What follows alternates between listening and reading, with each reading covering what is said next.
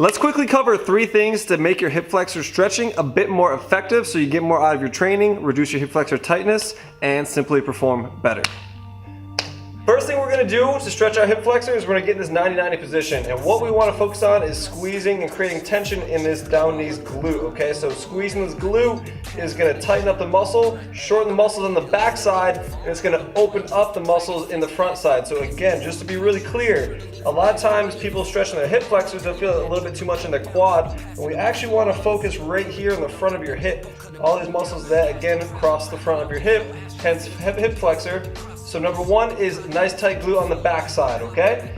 Number 2 is a lot of times people stretch their hip flexors, they just really crank and arch back and they lean back, creating a lot of tension in their lower back, and just let their guts spill out the front side, okay? We don't want to do that. So number 1, glute tight. 2, you want to draw or brace your belly button in a little bit. And as you can see, if my belt line, if I tilt my hip forward and just lean back, it kind of tilts my belt line or my waistline down, okay? You actually kind of want to pull your belly button in and pull it up. So you kind of want to suck your belly button in, squeeze the glute, so that way your hips and ribs are on top of one another, and that way we get a nice good stretch through the front side, making it more effective, okay? The last part for you guys is you want to rock into the stretch, okay? So again, especially when we're getting warmed up for sprinting, we're trying to maximize our hip extension. So when we're sprinting and our hips back here, we want to pull it through.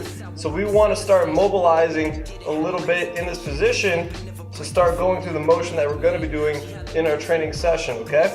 And then lastly, a little bit of bonus, if you want to increase the stretch, simply raise your hand on the front side, and what this is going to do is going to open that up even more, because again, your muscles, your lats and everything attach all the way from your rib cage all the way down to your hip, so that's just going to put more stretch through the front side, okay? So we actually gave you 4 things to hook up your hip flexor stretching, so put these into your program and holla at your boy.